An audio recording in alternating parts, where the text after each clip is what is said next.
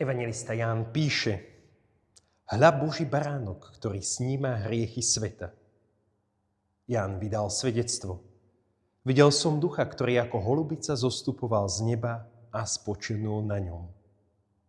Na koho uvidíš zostupovať ducha a spočinúť na ňom, to je ten, čo krstí Duchom Svätým. Drahí priatelia, dnešná nedeľa v období cez rok, druhá nedeľa, nás pozýva k tomu, aby sme sa zamerali na baránka.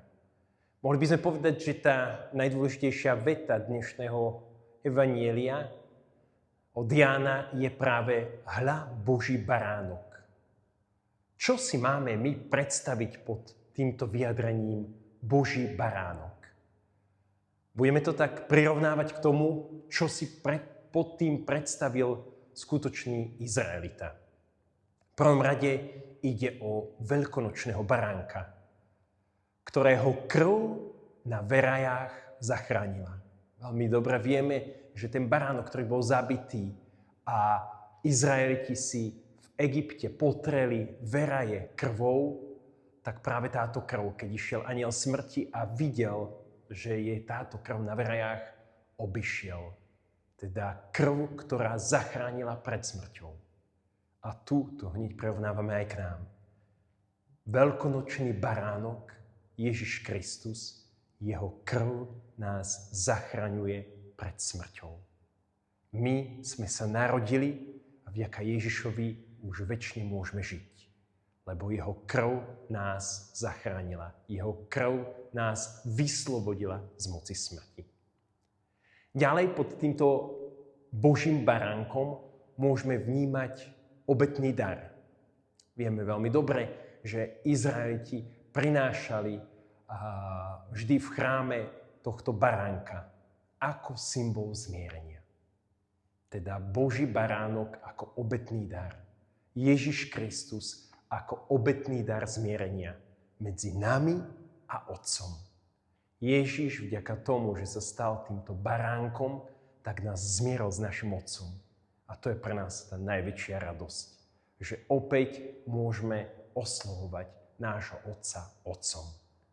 A do tretice, Boží baránok je trpiaci služobník, ako o ňom hovorí Izaiáš, vedený ako baránok na zabitie.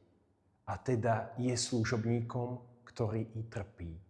Ježiš je naozaj ten, ktorý sa stáva služobníkom všetkých. Keď umýva nohy, keď pozýva každého jedného z nás, aby sme sa podľa tohto príkladu, tohto tichého, mlčiaceho, trpiaceho služobníka učili.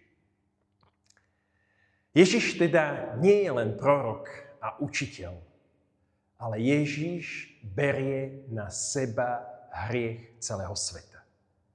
A toto dnes hovorí vyjadrenie Boží baránok. Ježiš, ktorý ide a pribíja hriech sveta na kríž. Nie len teda hriech Izraela, nie len môj osobný hriech. A to najväčšie tajomstvo vlastne smrti a zmŕtvychvstania spočíva v tom, že Ježiš zomrel za hriech, ktorý spravím zajtra. Toto je veľké tajomstvo lásky, táto obeta tohto baránka. Ale zároveň sa tu jedná o hriech sveta. A čo je hriech sveta? Hriech sveta je rozbitý vzťah s Otcom. A Ježiš práve toto berie na seba. Že stáva sa mostom. Rozbitý vzťah s Otcom dáva na poriadok. Vďaka tomu, že je Boží baránok obetovaný na dreve kríža. Bratia a sestry, a toto je radosná zvesť pre nás. Pretože vieme, že vďaka tejto obete, vďaka Ježišovi, vďaka tomu, že pribil hriech sveta na drevo kríža, môžeme opäť žiť naše synovstvo a dcérstvo.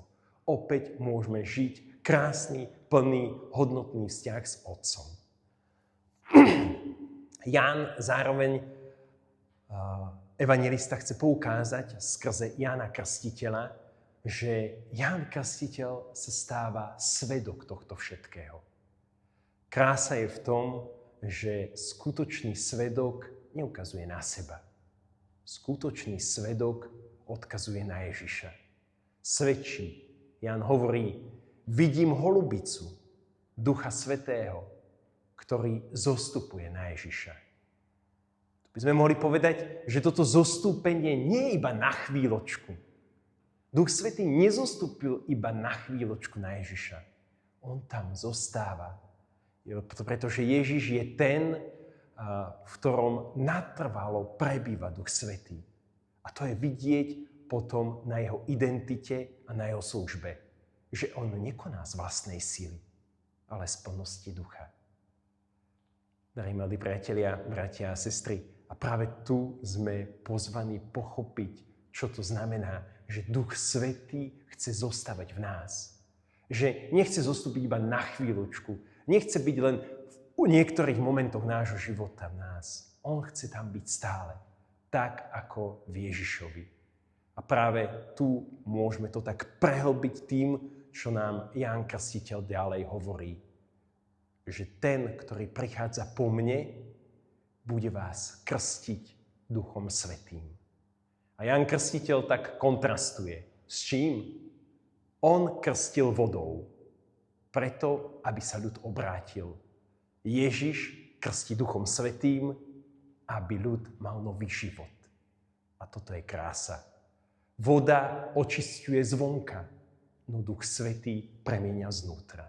A preto je tu tento krst Ducha Svätého. Nový život. K tomuto sme pozvaní. Aby sme nechali v sebe pôsobiť Ducha Svätého. Aby sme začali nový život. Aby sme boli znova pokrstení Duchom Svätým. Totižto Ježiš neprišiel preto, aby zlepšil morálku, ale aby daroval svoje srdce. A k tomu nás pozýva aj dnešná nedeľa, aby sme v plnosti prijali Božieho baránka, ktorý sníma hriech sveta. Požehnanú nedeľu.